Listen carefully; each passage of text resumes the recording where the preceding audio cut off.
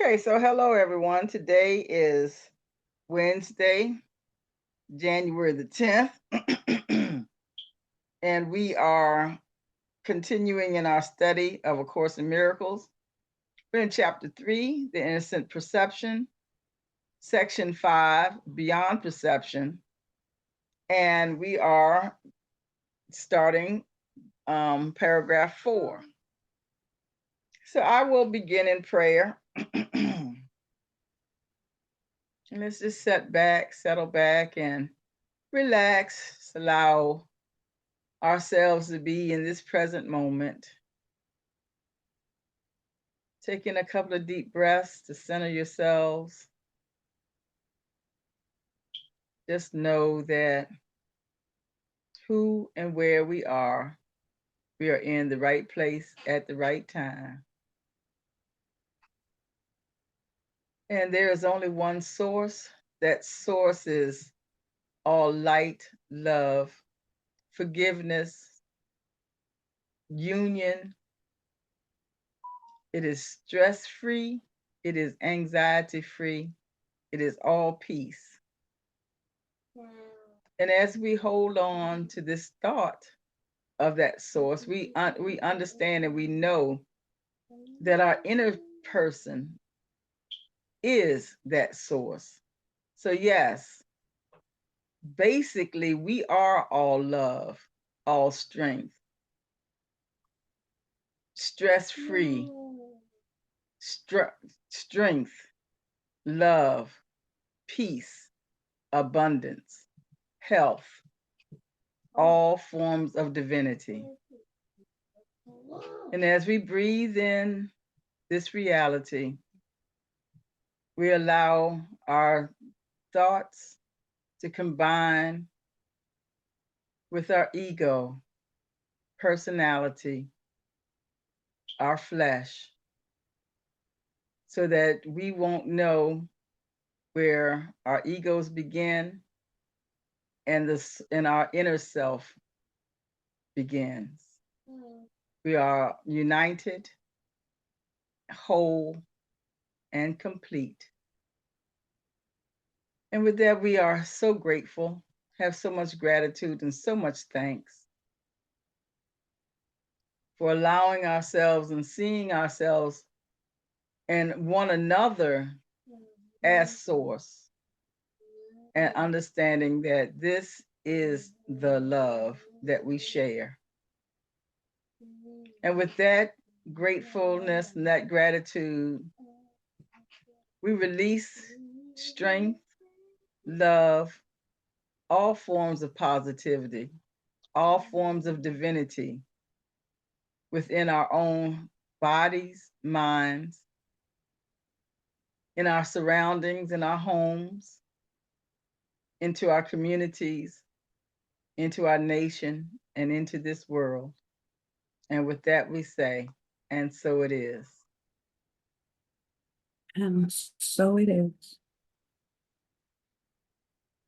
Okay, would you like to go ahead and get us started? I can. Hello, everybody. As has already been stated, we're in chapter 3 of A Course in Miracles, The Innocent Perception, section 5, Beyond Perception. And today we will be discussing or sorting out paragraph 4, which reads as follows. The fundamental question you continually ask yourself cannot properly be directed to yourself at all. You keep asking what it is you are. This implies that the answer is not only one you know, but it is also one that is up to you to supply. Yet you cannot perceive yourself correctly. You have no image to be perceived. The word image is always perception related and not a part of knowledge. Images are symbolic and stand for something else. The idea of changing your image recognizes the power of perception, but also implies that there is nothing stable to know. Wow. Wow. The fundamental question you continually ask yourself cannot properly be directed to yourself at all.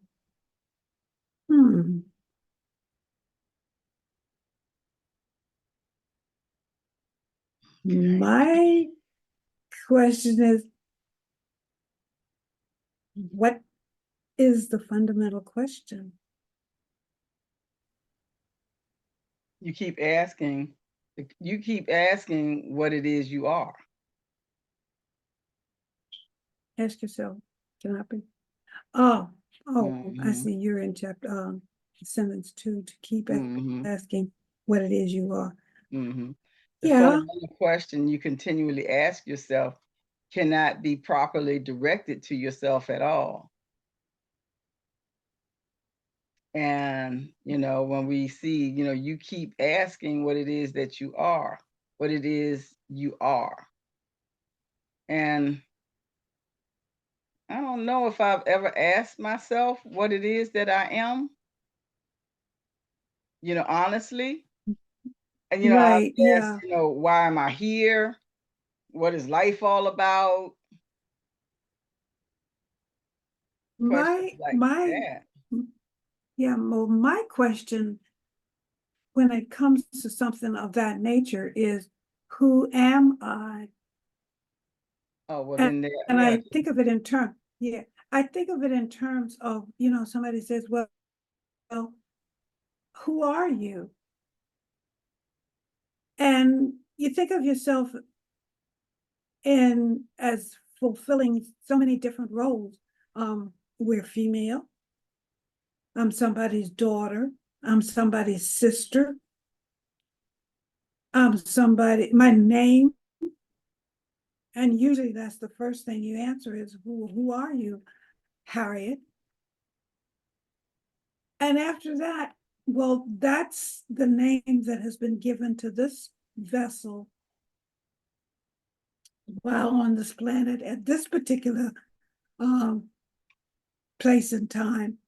In another place and time, or maybe somebody, might have another name or label given to me. And Harriet, I guess, is just a name, label, mother, sister, daughter, friend, cousin. And sometimes when I was part of the working world, I would answer, as to what my responsibilities as far as whatever job I was in at the time. So who am I, really? Mm-hmm. And that's the question that I wouldn't say continually, but it came up quite often.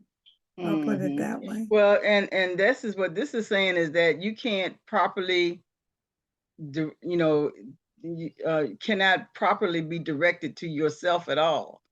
So you wouldn't be able to answer that because it's all ego-centered. Mm-hmm. And it Mm-hmm. doesn't have anything to do with, your inner self. Right. Right. I now that I think about, and and this has been recently, I think it was Richard that mentioned one day when we were having this discussion, or a similar discussion, and he says, and I kind of like the way he answered. He said, somebody asked me who I am, I'm love. Mm-hmm. And I kind of like that that response, Mm-hmm. because basically, calling ourselves Christians means we are followers of the Christ and the teachings of Yeshua. So, and that is what he advocated. I mean, he was all Mm-hmm. about love. Mm-hmm. Mm-hmm. Hey, Andre, are you on? Yeah, I'm with you all. Okay, I didn't know if I had got you on or not. Yep, I can hear. Okay, Mm-hmm. so what do you Yeah, have to say about it? That question. we just started. We're just on, we're really on sentence 1. We just included sentence 2 along with 1. So we kind of combined 1 and 2 together.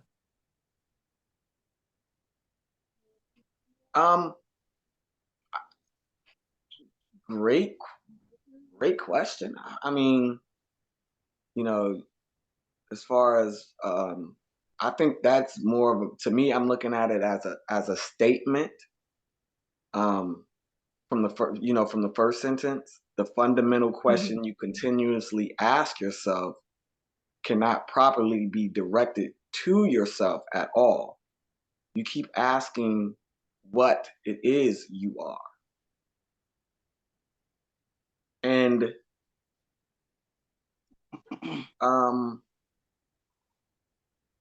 I really don't, I really haven't ever explored that information, but I mean, to look at it from that point of view of not who I am or what I am, but what it is that I am. I can say it the same way. I agree with you and Miss Harriet on that. I'm a complex individual. I am a complex creature. I think we all are. I think we all have not only a universe that's inside us that makes us motivate while we're in these bodies, but something that's more internal as a force of nature in energy and consciousness. So I would look at it from that point of view, combined with everything, with being Andre and being a brother and being a child and being a father and being a cousin and also being an enemy and an adversary. It's a very complex way to look upon it, and I think therefore what you were just saying about love, as far as what Brother Richard was saying, I think that all culminates into um, this this energy that we get to open up and have our time to ourselves. And when I mean our time to ourselves, I mean no one will ever walk in our shoes completely, and we will never walk into anyone else's. We may have similar things that are going on. We may be similar, we may be blood related, but there are things about you and things about me and friends and family that we cannot completely fully understand. If we can't completely fully understand through our five senses of who an individual is, we definitely still have blinders on to know what we are ourselves. Yeah. Because to be honest, I don't think I've ever asked myself, who am I? To be honest, I've asked myself, what am I here for? What is this life about? But honestly, I don't think I've ever asked myself, who am I? Maybe I've always been comfortable with that answer, or maybe I just wasn't anything that I thought I needed to know. So this is a really complicated question because, like you were saying, if somebody asks me who I am, then I tell them, and most people don't ask you who you are. They ask you what is your name. I can't. Yeah, I don't think I don't remember now that I'm thinking about. I can't remember anybody saying, you know, who I am. Who are you? And if they do ask who I am in that way, who are you? Then I just give them my name of my personality. So, but personally, I don't think that I have ever sat down and asked myself, who I am. I've asked questions about other things except for who I am. But but like the truth is that I probably do ask myself that all the time because I'm always trying to figure out who I am.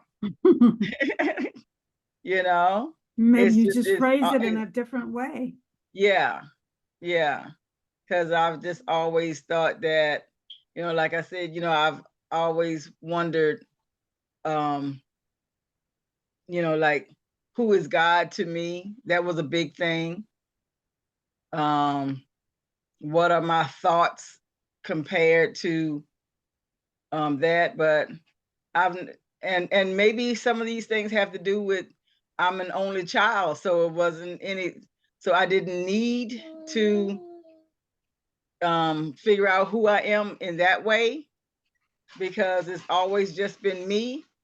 I never had to like share myself or any type of responsibility for myself. So that could be it too.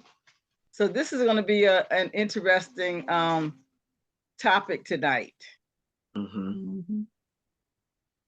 Um, And real quick, Pen, and what I like about that second sentence coming in is asking. It's not necessarily asking.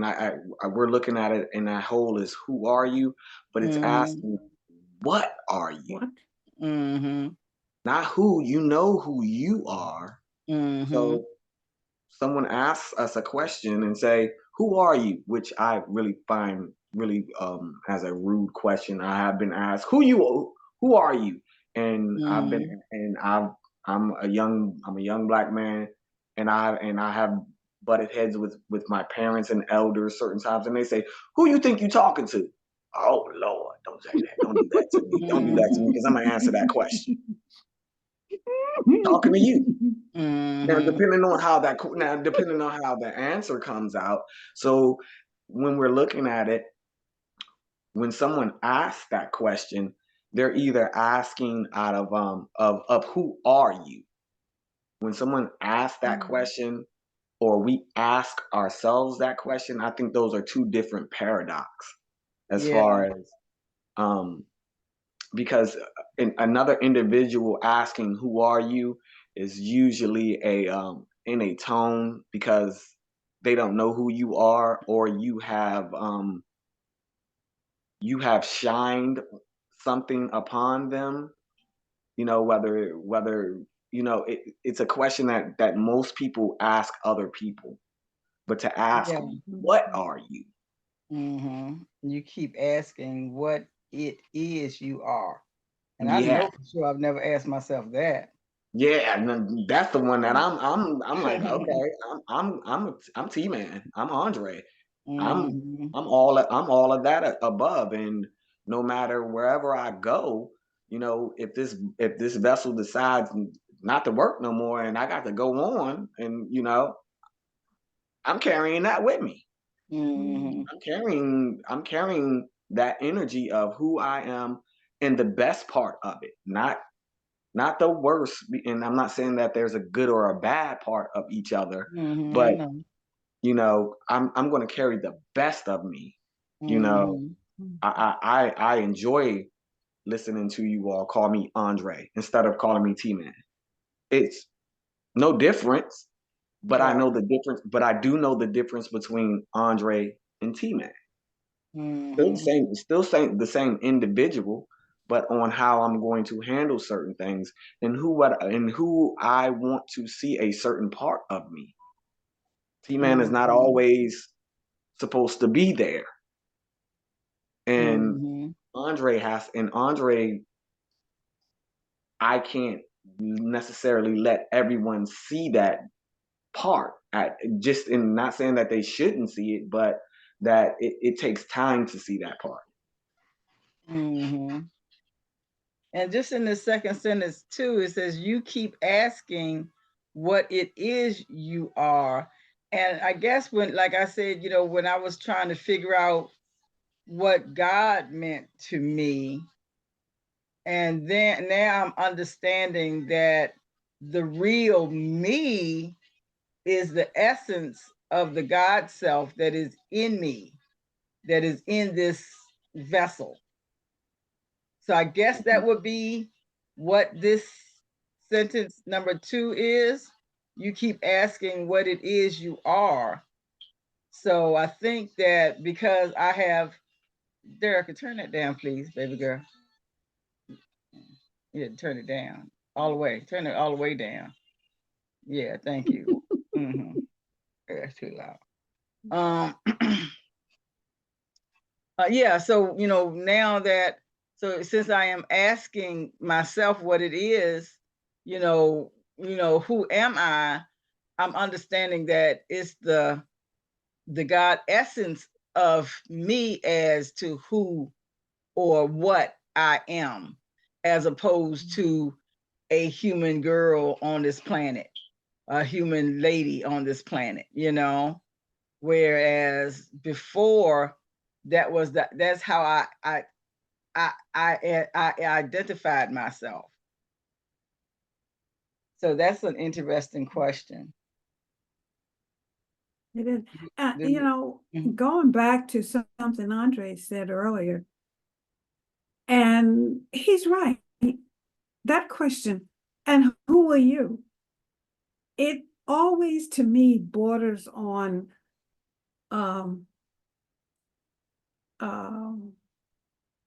disrespect. It usually comes across as confrontational and rude. So and it could be that the person making the statement or asking the question does not mean it to be that way, but to me, it usually sounds that way. Mm-hmm. Yeah, and because I guess it also would mean, because I'm sure that somebody says, "Who are you?" and it's how it's how it's said more so than anything else. Right. And I know I have asked it at times, and the times that I can think of that I have made that comment or asked that question is usually when I'm talking to somebody on the telephone and I don't catch the voice. Mm-hmm. And and I'm sure, because I have been told that I can be very sharp when it comes to, making statements or asking questions sometimes.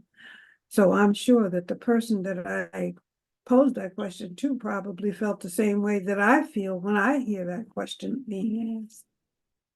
Mm-hmm. Yeah, I think we're all in that same category with the verbal language. Yeah. We ask, especially if you don't know, like you were saying, just something as simple as being over the phone, you don't catch the voice real quick and you go, "Who are you?" Mm-hmm. Mm-hmm. Versus someone being face to face with you and you're in a conversation, me and Miss Harriet in a conversation, and it could be something as simple as Inner Haven. You could be in Inner Haven, we have someone new in there. They haven't met me yet, they haven't met Miss Harriet yet, and they'll go, "Who are you?" Off the statement that we have just made, they'll go, "Who are you?"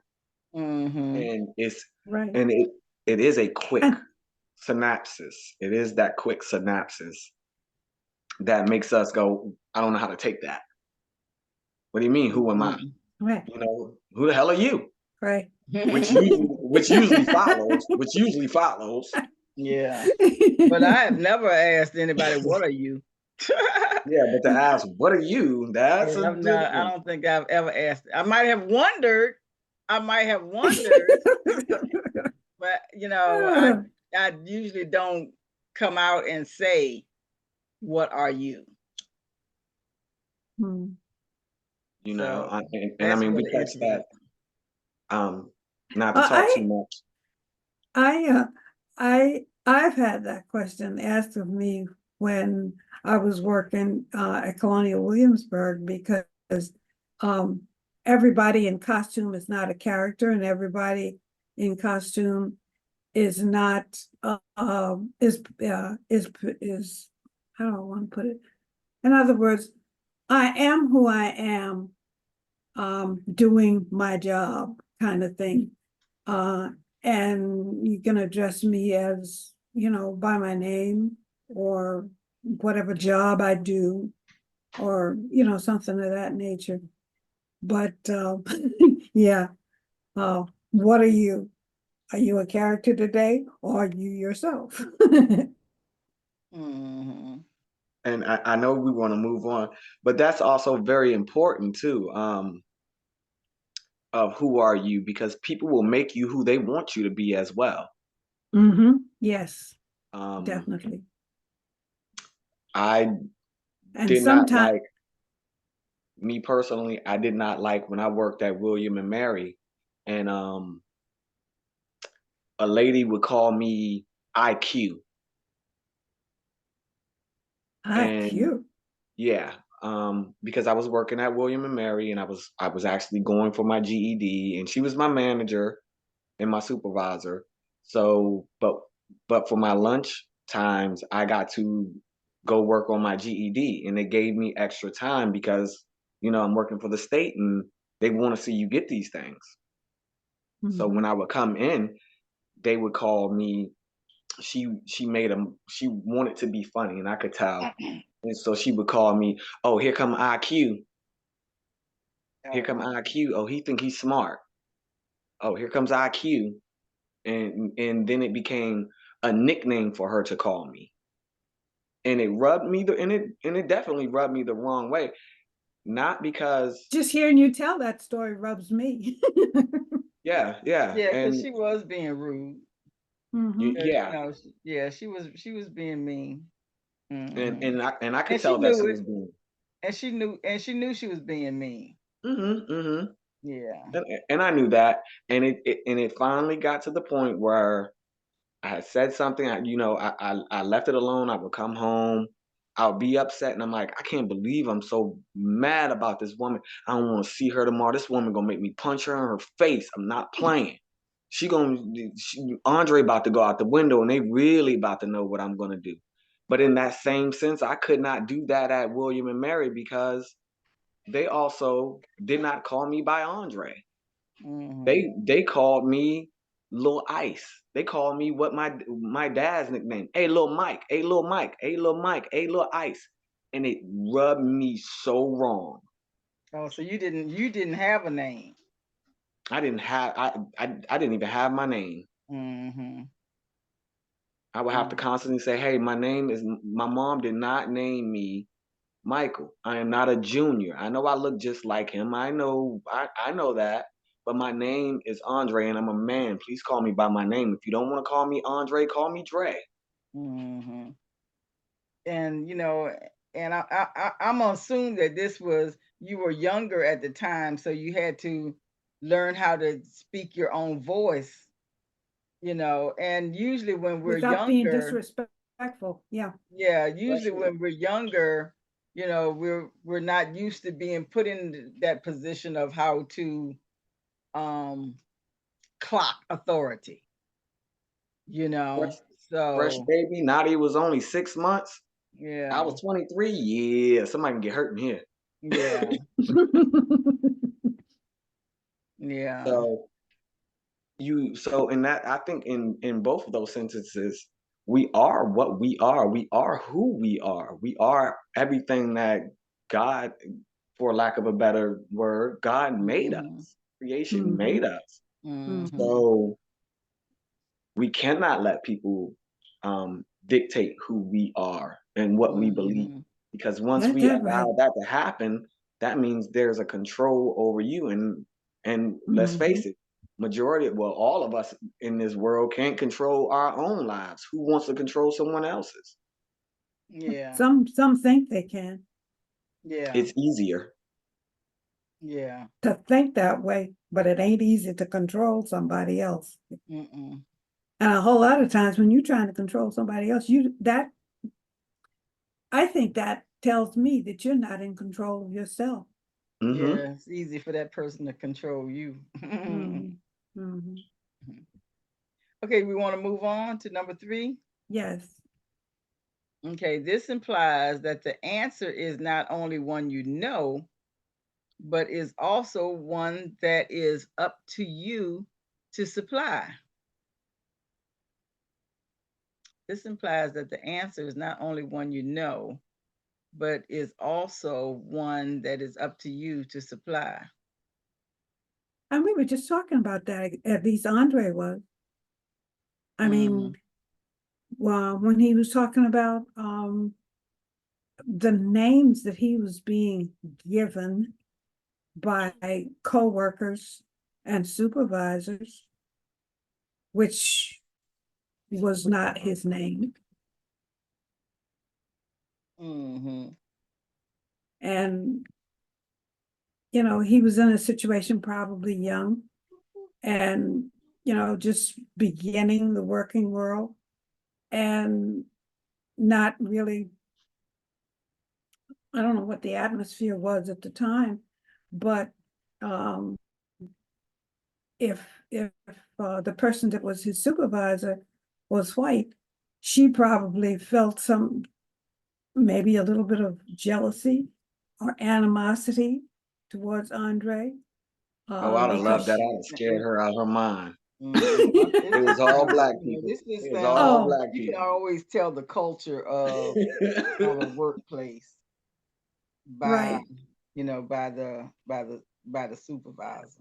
And So it sounds like it was she was oppressive. probably jealous of your ambitions, Andre. Yes, and I heard those things. Um, and I mean, even with what that was, I really had to do that. Remind myself you were, because I like I say, I would go home hot, but I got this new baby at home, and I can't do that, and I can't mess this job up. My mom and everybody's, they're looking to see that I'm moving forward, and that's where the who am I comes in. What are you? Are you yes, I'm a son. I am a father now. Yes, I am a boyfriend. I am, all these things. And I think that rush like that right there, we all go through. We all go through. And when all those um attributes of who you are rush you all at one point in time, it's easy for us to not supply ourselves, because now we're not living for ourselves. We're living in those names that are given to us. Dad, boyfriend, man, son. We're living in those things. It's okay to be in those things, but not to live completely in them. And it says, this implies that the answer is not only one you know, but is also one that is up to you to supply. So, you have to know your own answer, and then you got to supply your own answer. And it's still a question that, that you're asking yourself. But isn't that growth? Yeah, I think so. I think that, but I think to be able to remember who you are, I think that's what this is saying. You can't supply yourself with knowing who you are if you can't remember who you are.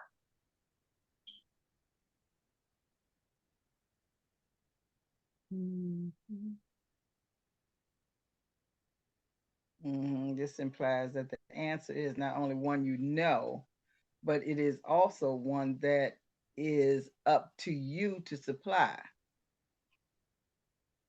So it's saying that you have to supply an answer to a question that you don't even really know what it is, because you can't even direct the answer to yourself. Yeah, because it says it implies that the answer is not only one you know. It doesn't say you know the answer. Right. It just implies. Yeah. And 4 is, yet you cannot perceive yourself correctly. Yeah, and I think that that's at any level when you don't really know who you are, and especially if you're ego-centered or egocentric, not meaning narcissistic in a way, but that's just that you think that you are what your body is. You think that that's all that you are. And most of us, unless we have come to new awareness, most of us have thought that about ourselves and may continue to think that way about ourselves. And it really is easy to do, especially if you are perceiving yourself as a thing or as as a thing, as whatever name you have given yourself. Mhm. Mm. And number 5 is you have no image to be perceived. You have no image to be perceived. I think that this is a really interesting concept too, because in the next sentence, with the word image, because we've always been told that we were created in the image and likeness of God. But if Mhm. we have no concept of what the image and likeness of God is, we're thinking that it's a What are we? man, a person with a body.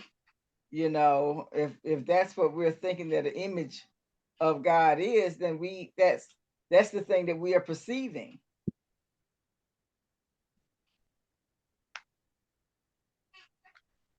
So you have no image to be perceived.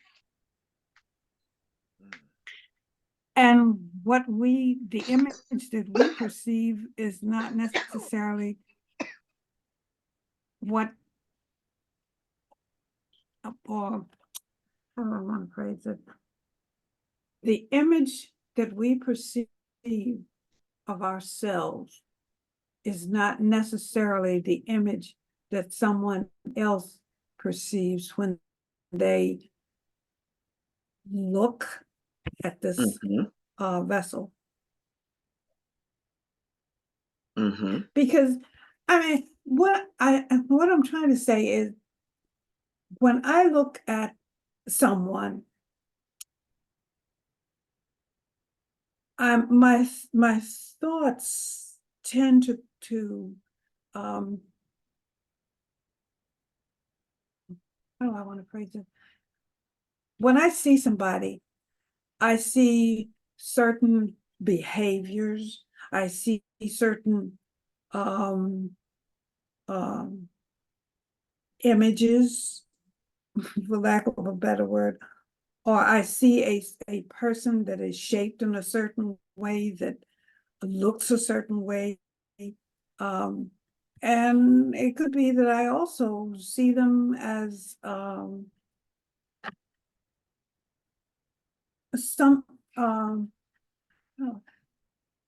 somebody that I maybe have had an encounter with, and it wasn't a very pleasant encounter. So the image that I have of them is not pretty or pleasant to look at. If that makes sense. I'm with you. Again, Dag, I don't know why this one is hitting me. Well, it's been a while for Wednesdays. I don't know why this one is hitting me like this. Again, before I came in, I spoke to Penn earlier. I had to remember the time, of course, because I'm always thinking 6 o'clock, and I jumped on there last night at 6 o'clock because I thought yesterday was Wednesday. So, but I was in the grocery store today. Just right before before I came on, I had to get with the kids and take them to the grocery store.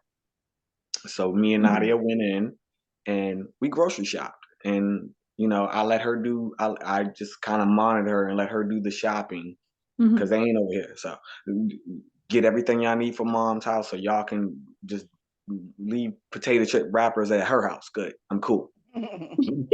No, I'm cool. You know, I don't have to find Capri Suns under the bed. Cool, tear it up. Um, we walked around the store. We got everything that we needed, and we got in line. So as soon as she got in line, I gave her the card. And the lady, she was nice. She was a nice, cordial lady. Hey, how y'all doing? Me and Nadia chit chatted for a minute. I gave her the card, and I said I gotta go get my stuff now. So I went and grabbed my stuff, and I Mhm. got into another line because Mhm. I was in the express line. I only needed 2 things. So by the time I get out of line, I can help her get the groceries straight. Nadia screams out in the middle of the store, "Dad!" The lady is asking for my ID, so y'all know I'm going in there to get some wine.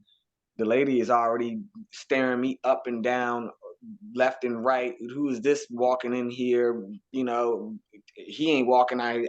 Before she even said hello, she said ID, please. Nadia is screaming, "Dad!" I'm 2 aisles down. I know my child's voice. I turn around. I say, "What?"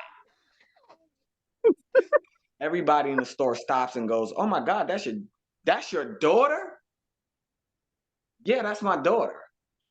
And they like, "No, that's my daughter." She's like, "That's my dad." Perception. Mhm. I smiled.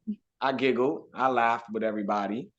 "We didn't know that. I mean, you look like a baby. Yeah, yeah. I'm so sorry. I was treating you like you was some little 17-year-old boy coming in here with the groceries for your mama or something. I ain't mean to treat you like that. Not a problem. You ain't hurt Well, my don't feel feelings." bad. Cause then Don't after feel that, bad. I've got the lady turns around and goes, "Well, you know what? I'll be 67 next week. You look good for your age." I said, "I'll be 41 on the 28th. You be 41? Sure will." That boy, yeah. Perception. right, My right. my actions gave you nothing that I was 17 years old. My actions, I'm helping I'm instructing my daughter. No, no, no, don't, no, no, put the meats last, put the boxes first, put your cans next. So when we lift up, you know, and I heard her little remarks, and she was, "Hey, well, wait a minute, you trying to tell her how I ain't gonna tell nobody how to put it in their basket. You don't know I'm talking to my child. You thought I was a young man being aggressive, trying to tell my girlfriend what to do instead of looking in our faces and seeing. And once she said that, she said, "Oh my God, y'all look just alike. Have a nice day." Oh, Perception. right. Well, y'all, I get carded when I go into come to think of it. Yeah, well, anyway, I go into Walmart and get a bottle of wine and I get carded. Figure. Oh, I Go don't. figure. Yeah, Go that figure. part I You don't have to mind. do that Yeah, now. that part I don't mind, and I didn't mind it at all. But to be shocked, to go, "Oh my God, you're that. You look like." Why do I have to look like a man? I Mhm. got facial hair. Yeah. Well, you could have that at 17. Mhm. And just like what it's saying here is you cannot perceive yourself correctly, yet you cannot perceive yourself correctly.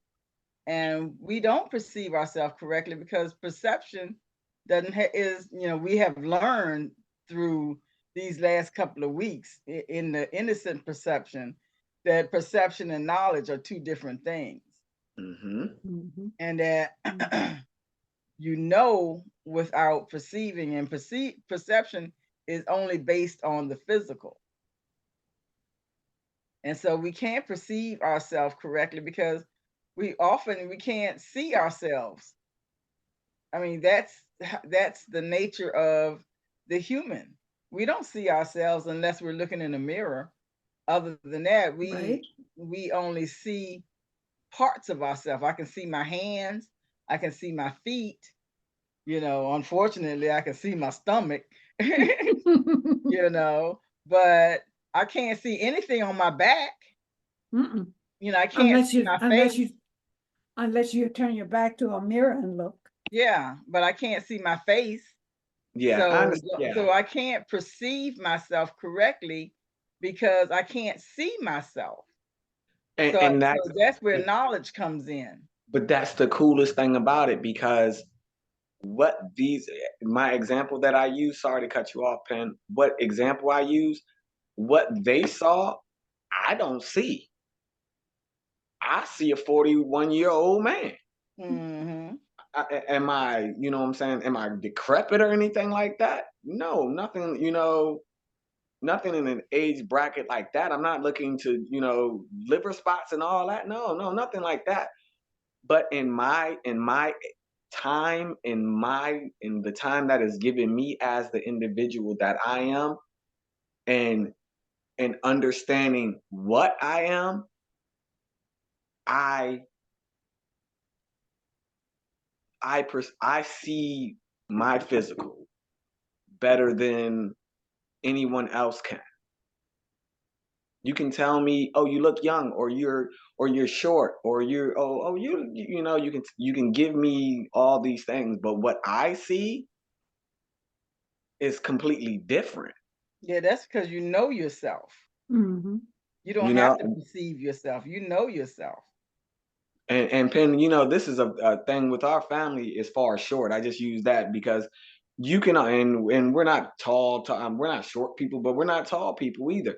But you can remember being a child and having to climb on the counter and be like, I gotta learn how to climb on the counter to make a peanut butter and jelly sandwich. You know, Mhm. or I gotta get a cup. Before Right. somebody catch me on this counter, I gotta get this cup. You And get know, down. those things I know from coming to a point of looking through the peephole, wondering what that peephole is that on it. What is that? What is a peephole? What they keep looking through? I can't wait till I'm tall enough to look through that thing. You Mhm. know, I see growth. I see the longevity. I see the time, but that's not for anyone else to see. So I think that's the image and to perceive in the image that people can have. Mhm. But I mean, this word image, can you give us a definition of image? Yeah, that's a new Hold one. on. Hold on.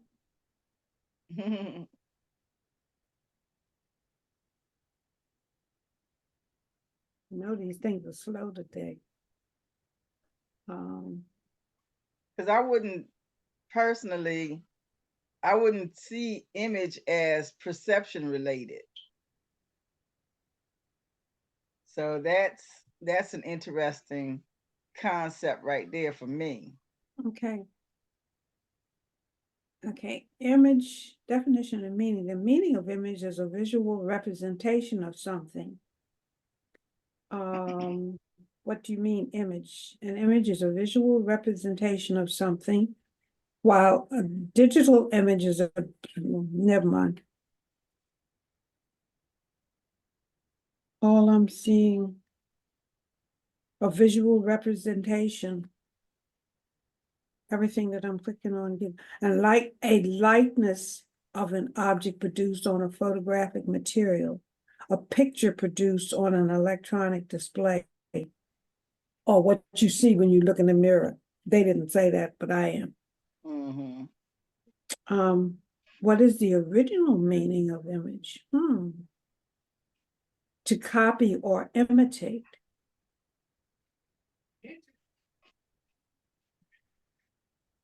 Hmm. Yeah, to That's what copy. does it It's have is image in A Course in Miracles? Is there a definition of image in A Course in Miracles? oh, hold on. I think I have my book here. Uh-oh. Uh-oh, what am I? Okay. GH.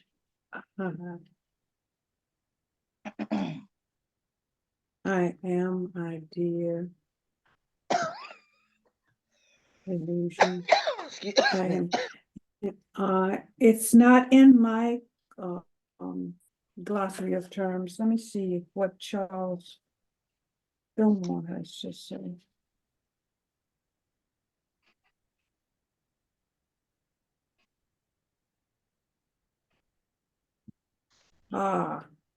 He says a mental representation of anything not actually present to the senses. Say that again. A mental, this is Fillmore from Unity. A mental representation of anything not actually present to the senses. In other words, it's not something that you can see, feel. Taste, touch, or smell. Yeah. Mm-hmm. What, Pen, I Right. know you were gonna say something. I was gonna say something because that's interesting. Because I know you're gonna get a kick out of this, Pen. Do you remember that part on The Matrix? I know that's your favorite movie. Mm-hmm. Do you remember when they first loaded Neo and Morpheus up into the download, and he told him, he said, look at where you are. He said, wait a minute, what is this place? He said, look at where you are. Your hair has changed. Your the plugs in your arms are gone.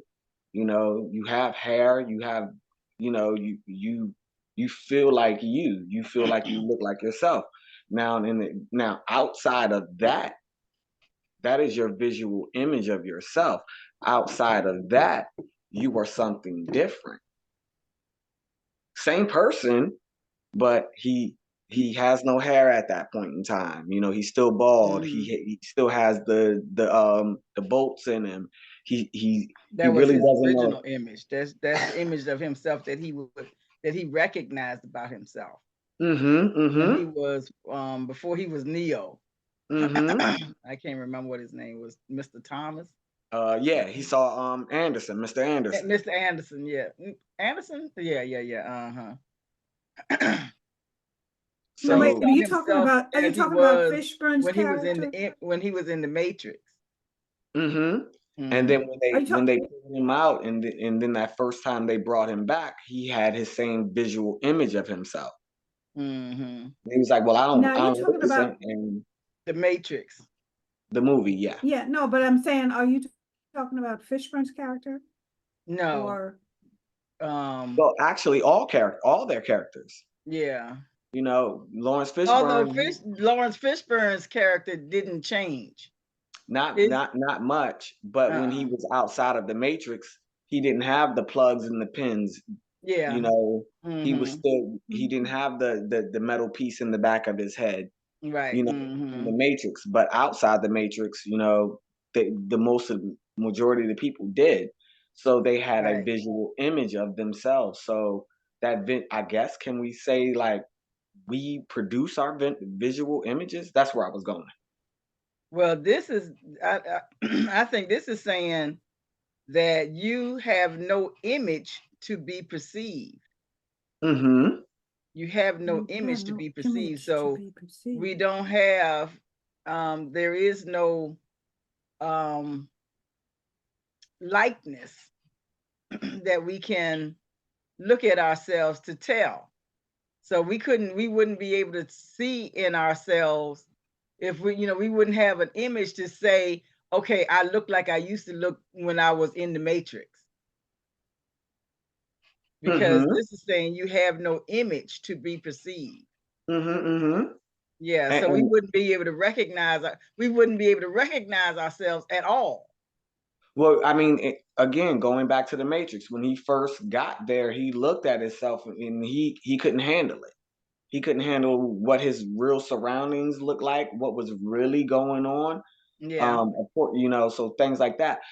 Not going down a rabbit hole too bad, but do we perceive, and yes, do we perceive our images so others can see us? And that's according, and I'm going biblical here. Is that maybe what we had lost, to not see, not to perceive each other, but to feel each other's energy, and that's what we lost. So now we had to perceive what we look like. So we Mhm. look like what we look like because Because that's what we believe. yeah, or it's or it's a natural motivational skill that had to become adopted with these bodies for us to perceive. Because I don't want to do the trapped in bodies things, because But the that's mind. what, but Yeah. that's what, is, this is what we have learned through A Course in Miracles, is that we have perception based on, we have made ourselves into who we are because of perception. So, these physical bodies basically are have become made because I see a form in front of me. Mhm. Whereas before I thought I had no form, because this is what this is saying. You have no image to be perceived. So if before, like I said, in the, in the, like in the, what is in Genesis, we are Made created in in the the image image of. and the likeness of God. Mhm. So we're not supposed to see anything. Right. Um, Now that's interesting because Fillmore says image is a mental Hmm. representation of anything not actually present to the senses. So Right. it's mental. It's all And of course, mental. Hmm. looking at all of the other definitions, basically an image is a reproduction of what, when you look in the mirror, you see an image. You're not seeing yourself, you're seeing an image of yourself. Of When you what we look at, perceive about ourselves. right, Hmm. you look at a picture, and no matter who it is, you're looking at an image of that person. It's not the person themselves, it's their image, an image Hmm. of them. Hmm. And So, this is why this is saying you have no image to be perceived. mm, So, we shouldn't be able to, that's why when we're looking at our inner self, we can't see our inner self. We can only right. see this, we can only see the ego self, the personality self that we have created. Well, not created, made, Mm. because that's Um, because that's what perception is.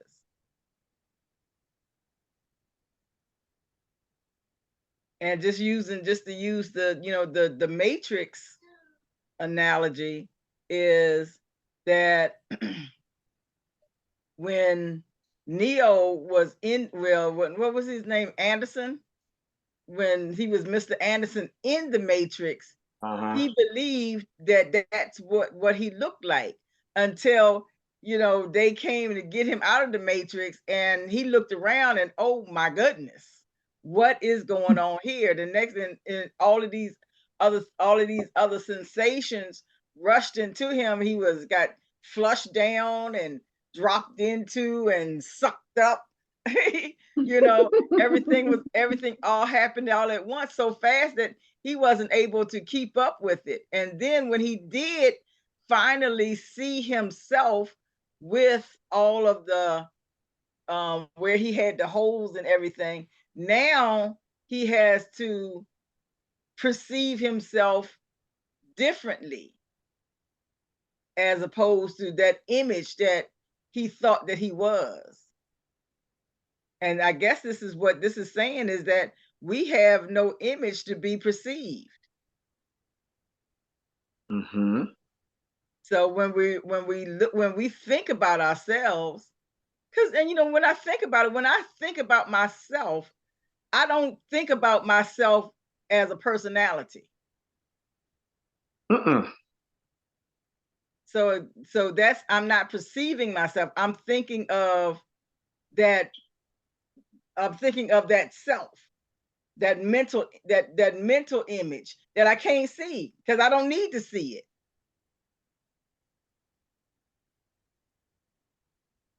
Because I know what it is.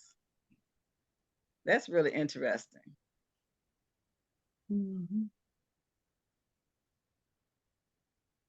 Let's add 6 into this because it's all part of the same thing. The Oh, word good image number. is always perception related and not a part of knowledge. And I see, don't understand. oh hey, Forrest, how you? Hello, I'm doing great. Well, we're talking about perception, what people see. Well, today I was getting my driver's license, and the guy looked, he said, "You're 60 years old? You don't look 60." So I think it's the image of what people think far as an age, of how you should look at a certain age. And so try to do my best and try to look my best, but the reality is most people say, "Oh my God, you don't look that old." So I think people think at a certain age you should look a certain way. You should maybe look a certain way. But for myself at 60 years old, I don't think I look quote unquote 60 years old looking at what people perception how somebody should look at 60. Mm-hmm. And Mhm. yeah. And the thing is that, what do you look like to you? You know, how do you see yourself? How do I see Mhm. myself? Mm-hmm. I see myself looking better than I've looked in my entire life. Yeah. See, because you don't need to have an It's image to go along with right. that. Right. Yeah. Yeah. And I think that because, in going back to Genesis, we were taught that we were created in the image and likeness of God. So everybody thought that we were talking about a head, 2 arms, a torso, 2 legs, as opposed to the invisibility of the created Spirit. being that is within.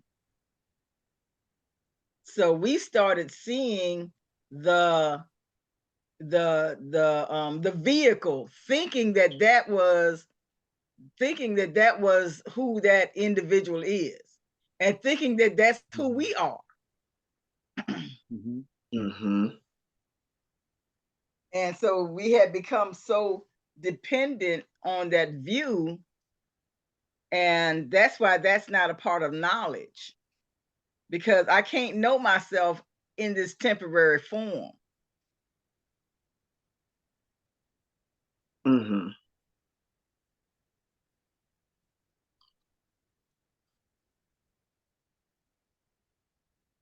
You have no image to be perceived. The word image is always perception related and not a part of knowledge.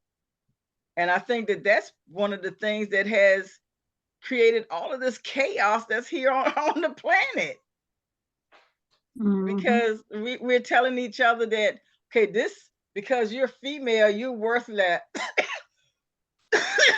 You're worthless because you're poor, you're worthless because this your skin is this complexion, you're worth less, as opposed to saying we can't really see our true self.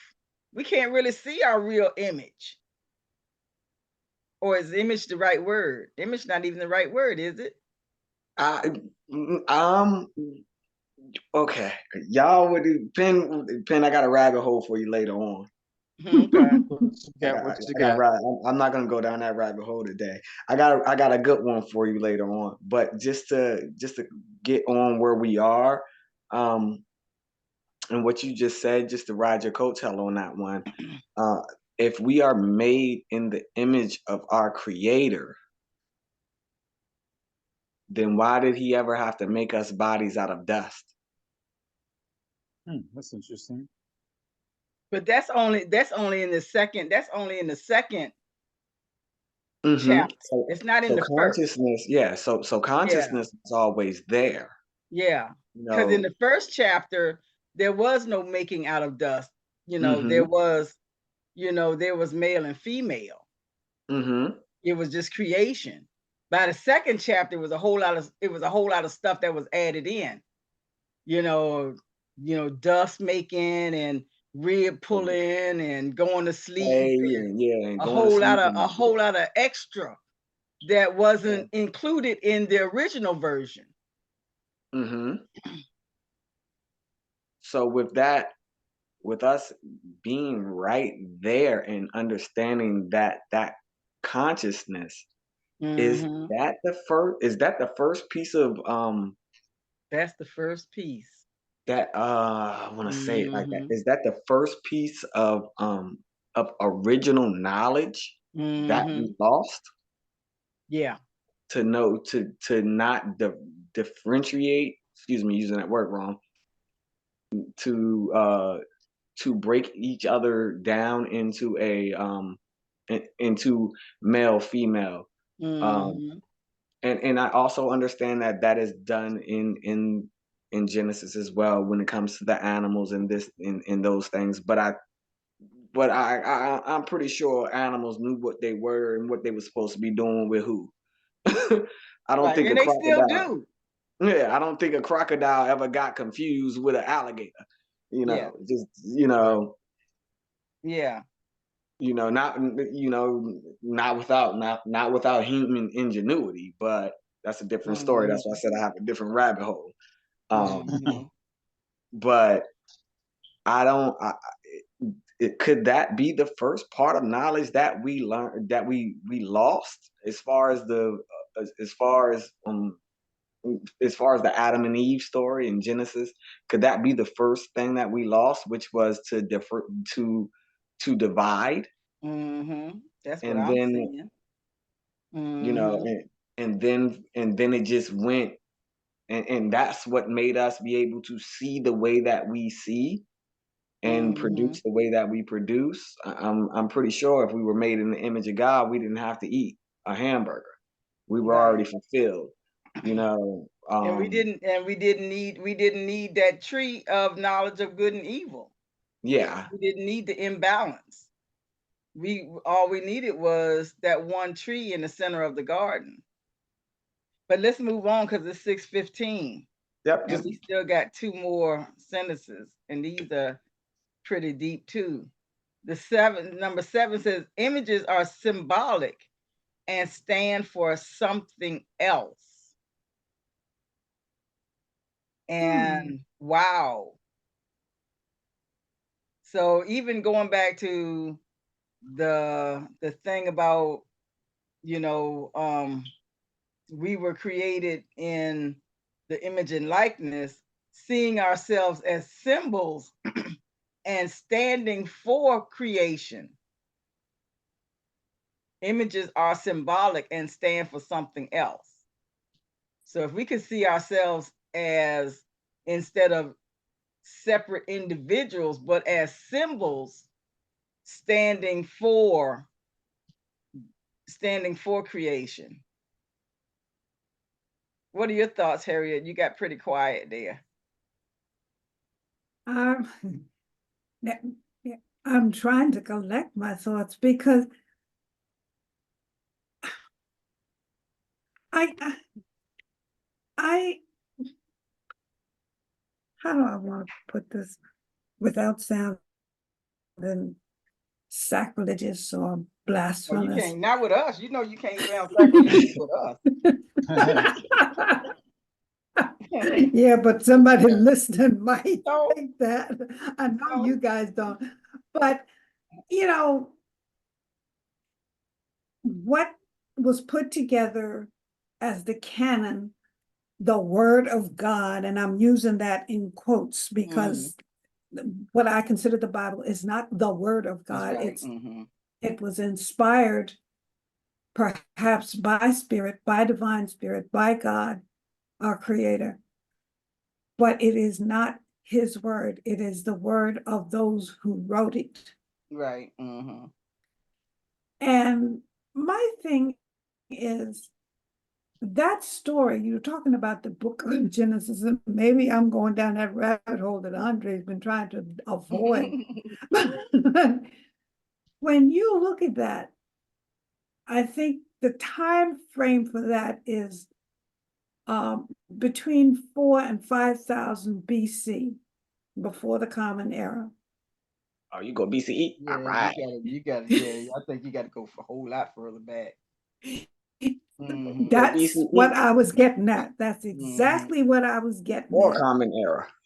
Yeah, yeah, yeah. That's exactly what I was getting at. Mm-hmm. Well, 4,000 BCE, Yeah, and long in time. 2000 CE, that's 6,000 years.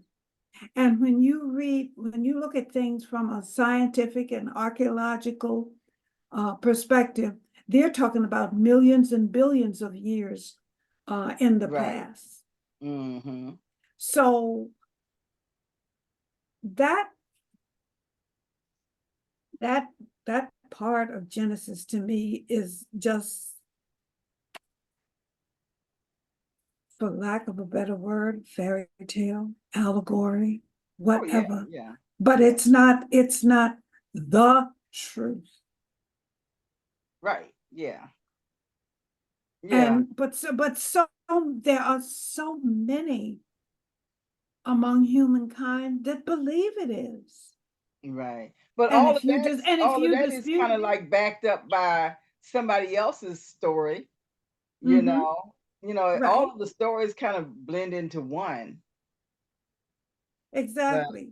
When mm-hmm. you say story, you mean like Buddhists, Christians, Buddhist, Hindus, Christians, yeah, Muslims. Yeah, Muslims, way far back, way right, far back. right, All of them tell pretty much the same story from the beginning. So exactly, millions and millions of years ago, we still have that same story. right. It's just And reported differently. exactly. And I think the authors were trying to, when they were writing what they were writing, and I'm not discrediting what they have written, but they were just trying to put it in the language of the day so that the people that they were addressing could better understand it. Mm-hmm. Yeah. Mm-hmm. Yes. I'm with you on that, Miss Harriet. I also see it from a point of view that um what was taught and what was lost was tried to be regained, and what they could Right. fragment Right. Mm-hmm. Mm-hmm. um gave gave them more power. And I'm saying them, I don't like to use them as a, just in general. I can't say a rich Right. man is the smartest man in the world. I can't say a pastor is better than anyone, but when I say that, when people um decided to take upon this knowledge of this fractured knowledge, they understood that they can control people. And I think that takes us back up to where we were when we were speaking of what was the sentence? You keep Perception. asking yourself the same. Oh. You keep Mm-hmm. asking yourself what you are, What it is you. and I think Mm-hmm. what it is you are, Mm-hmm. and I Mm-hmm. think that fractured knowledge has yoked us, for a biblical term. I'm And gonna be smart real quick. Mm-hmm. Has yoked us and mm-hmm. has put us into a point that we are more blinded than what we have been blinded, because we spend so much time afraid to um, break a rule or make a mistake or be um, embarrassed or ostracized or Mm-hmm. belittled, instead of being um, taught Mhm. instead of understanding that there is a such thing as correctness. And I think we all, I mean, I think it's something that we all go through. Nobody likes to be wrong. No one likes to be corrected. And no one, Mhm. and to be honest, really no one likes to say my fault and I'm sorry. Hey, Yeah. I Mhm. overstepped my boundaries. Mhm. Most people don't like to do that because it Mhm. is an Mhm. embarrassing thing. It does show a point of the way that we have been taught throughout generations that it's either childlike or it's weak, especially for Mhm. men. It's weak to Mhm. apologize. It's weak to admit that you were wrong. So you'll fight us. So majority of us are fighting a Losing battle. stupid losing battle Mhm. with with situations that we have no control over. You're gonna get up in the morning and bump your toe one day. You're gonna Mhm. Mhm. step on a Lego. Mhm. Mhm. Mhm. Harriet, you were about to say something? Yes. Can yeah. It just the thought that I well, anyway, what I want to say is it just dawned on me that tree of knowledge of good and evil, that part of that allegory was just the writer or those that were in charge at the time. It was just their way of being, of taking control over those that were less informed or less enlightened.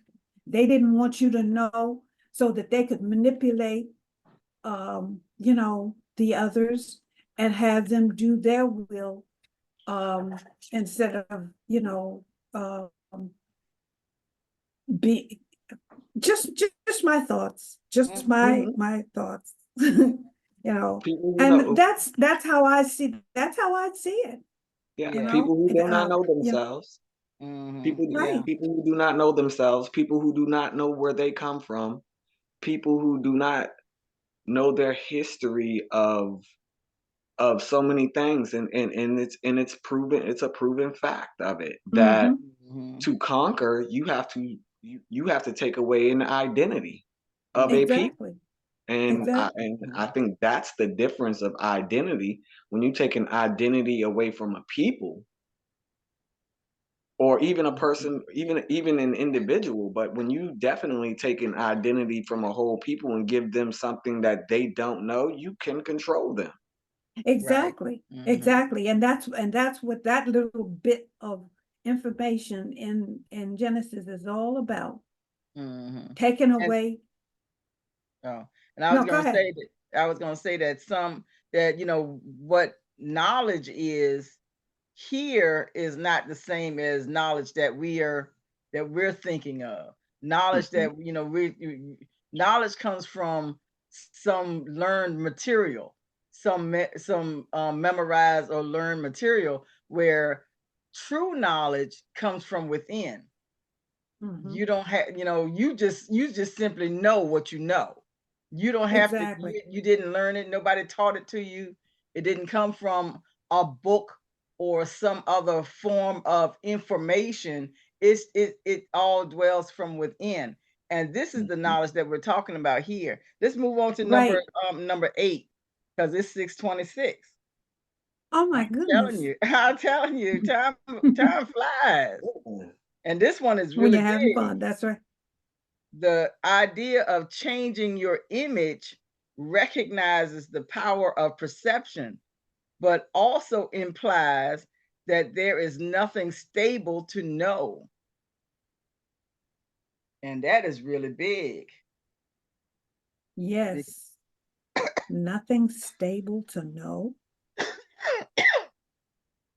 The idea of changing your image, because, we have, especially, in today's society, you can switch and change yourself up from one moment to the Mhm. next.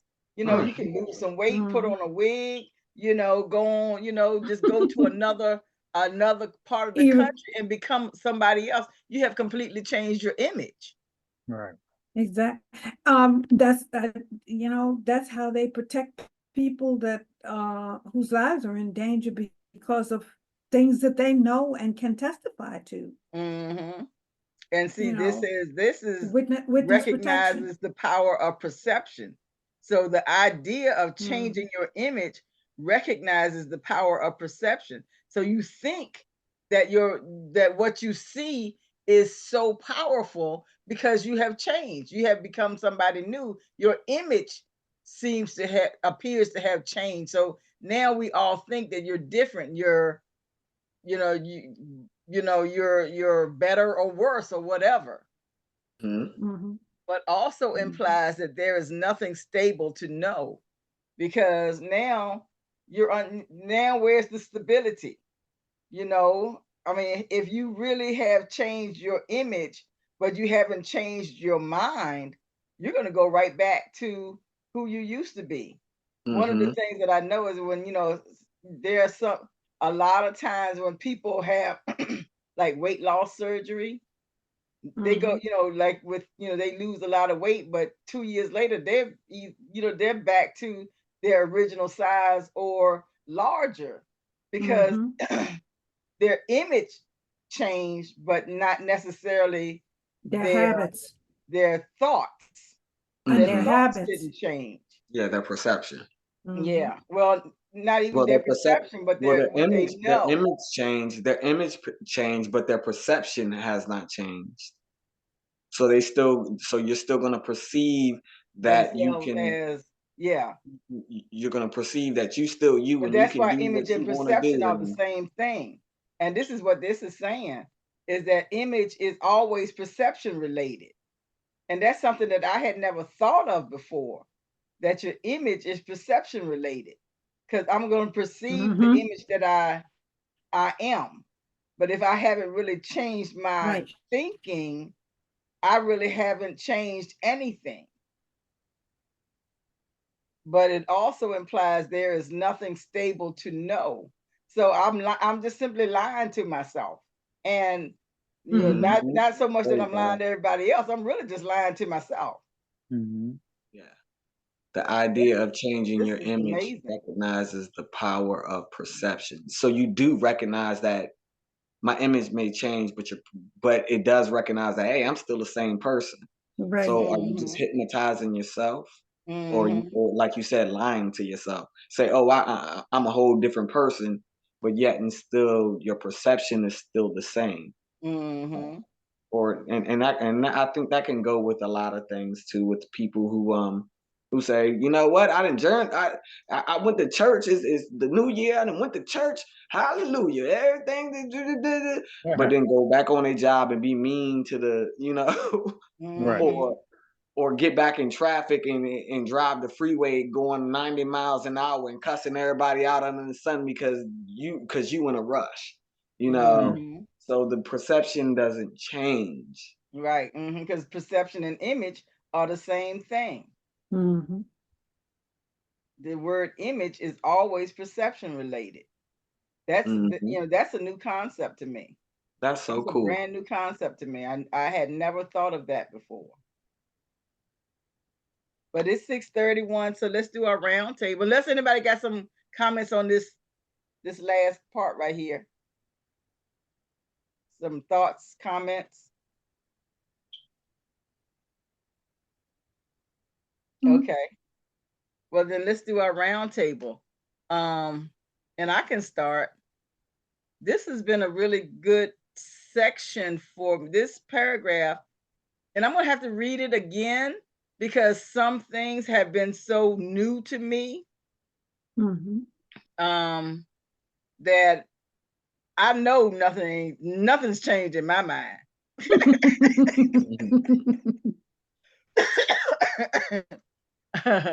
So, but it's amazing this is why I like doing the Course in Miracles the way that we're doing it.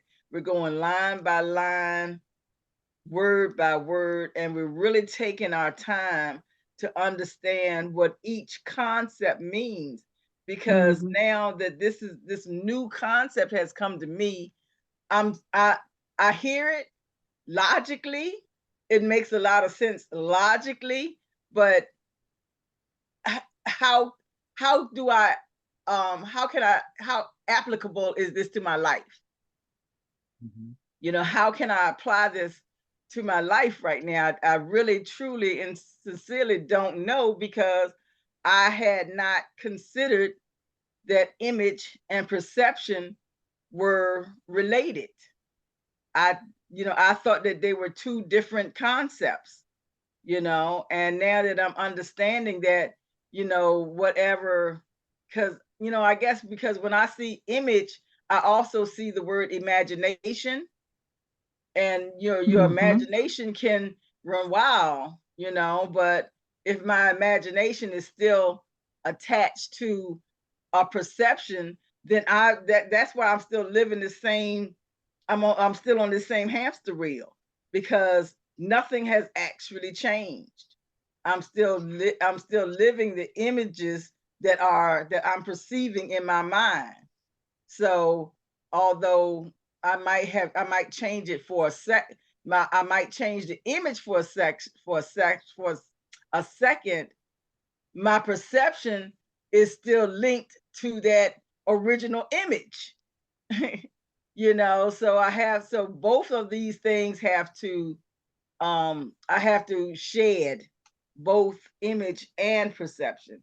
And this is because now I have to ask myself, what is it that I am? What is it that I am? And I had never asked myself that before.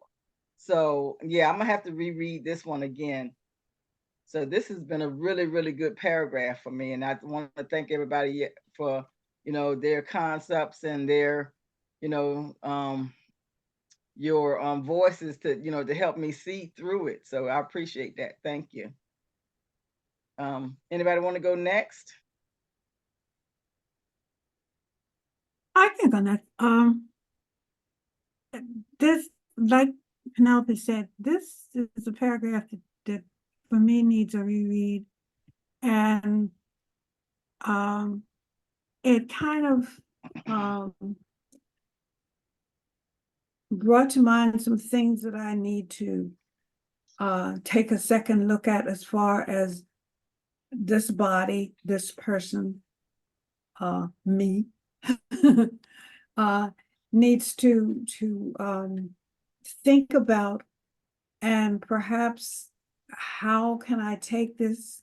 How do I use this to make myself a better person, make myself someone that is going to leave a mark or a legacy behind that is going to benefit future generations.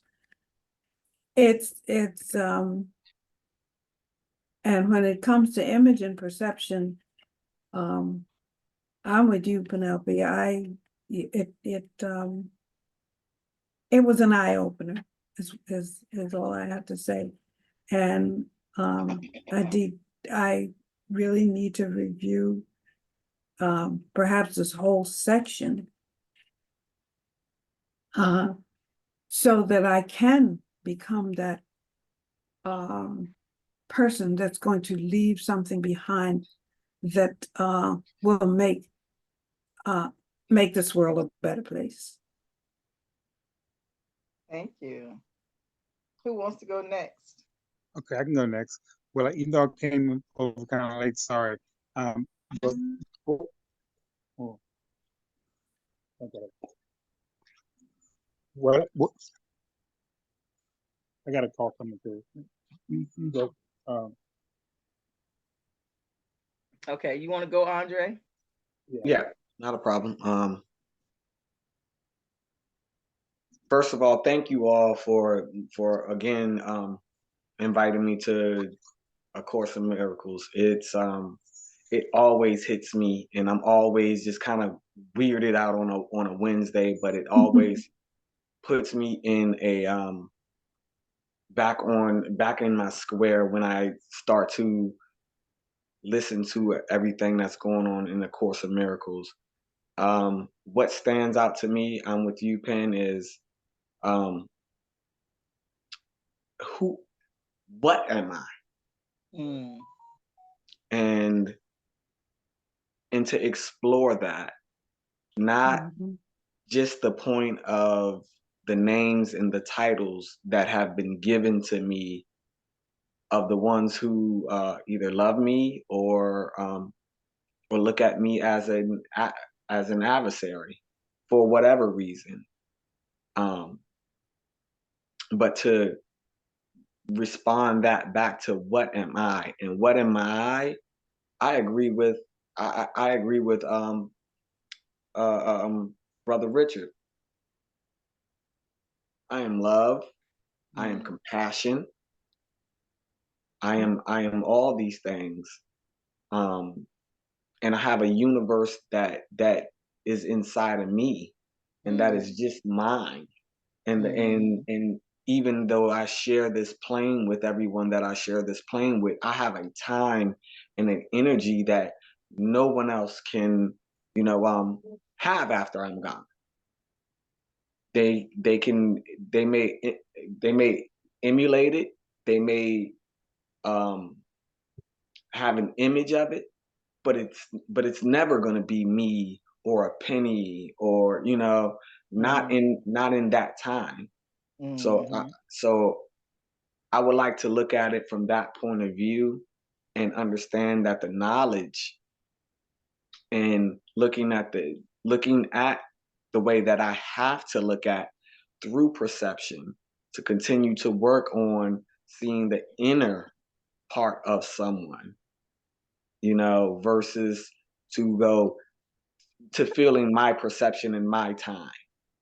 Where, you know what, man, you better hurry up. It's cold outside. I'm about to run you over, man. You better get out the way. I don't care. You walk across the street, you dang man. Look, man, I don't care about your ankle hurting. It's cold. Or, and gaining my patience because there is no different in the greatness that's in me, that's in you all, that has not been on anyone else on this planet. Is how we choose to visualize ourselves and our perception. So I definitely want to be mindful of that. Thank you. How about you, Forrest? Are you back? I'm back. So what I learned from the group is about the inner and the outer. So always remember consciously be aware of who I am spiritually first and foremost. That's really who I am is the spirit first and foremost. But also what people can see, I can always look my best, but also be focused on the inner me more so than the outer me. So that's what I learned from this group today. Thank you. Thank you. Thank you. Wow, this has been a really good session. So I really enjoyed it. Now let's see. Tomorrow we have I am. Forrest, are you gonna be available for I am tomorrow? Yes. Okay, from 11 to 11:30. We have I Yes. am. From 7 to 8:30, we have flight, and we're coming close to a close on the flight. Mhm. So it's getting more and more interesting. And actually, what flight is talking about is everything that we've been talking about these last couple of weeks in A Course in Of Miracles. Course in Miracles. So Yeah. they're very symbiotic. So and that's just an interesting point to understand and to see. Let's see, nothing on Friday, of course, but Saturday we have holistic healing sessions. Excuse me, Mhm. have holistic healing sessions, and we're going to be working with what did we say, Harry? We're going to be working from Sacral, the the sacral no, chakra. but there was But we're really going something to be else. focusing on detoxing the body, Right. detoxing the mind, built. And when you detox, you have to introduce something healthy and positive at the same time. So as Exactly. we detox from negative thinking, negative actions, negative people, negative situations, then we're also going to be focusing on what do we need to detox for our gut health. So, Right. are we need to stop eating sugars? Do we need to stop, what type of things is it that each individual needs to have better gut health? And then actually we're gonna try to make a show the recipe on how to do a black bean burger. I think that would be that's something that's easy and fun, and you know it tastes good. It tastes good once you put all your ingredients in and fry it up and have a burger out of it. You can either have make it into a lettuce wrap, or you can have it put it on a bun. So Mhm. that's how one of the things we want to be able to do is talk about concept. Also we talk about concept first, but also add in some type of physicality along with it. Mhm. That's Saturday and Sunday. Is this the first? Or this is the third. This would be the third Sunday. Um, I think what No, so. that's my Sunday? No, birthday. it's No, it's the Second. second Sunday. the Is second. it? Yeah, that's the Um, second Sunday. This is the yes, the second second Sunday. Sunday. Okay, so the second Sunday is tarot. So I Yeah. know I missed tarot last month because I was sick, but so this month we'll be doing we'll go right back to intuition. So we be using our cards basically to intuit what the cards are telling us, our own particular decks. What are they telling us? And also how can we help one another understand what the tarot is teaching us as individuals Mhm. and as a group, because I really would like to eventually one day in our tarot groups to learn how to bring things into manifestation, how to um, use our tarot cards as voices for clairvoyance and clairaudio and clairsensing. So these are Mhm. some of the things that we're going to start to begin to work on within our Wow. tarot groups. And that's pretty much it for the time being. Does anybody have any questions or comments? No, No? Okay, would anyone like to close us out in prayer? I can. Okay, thank you.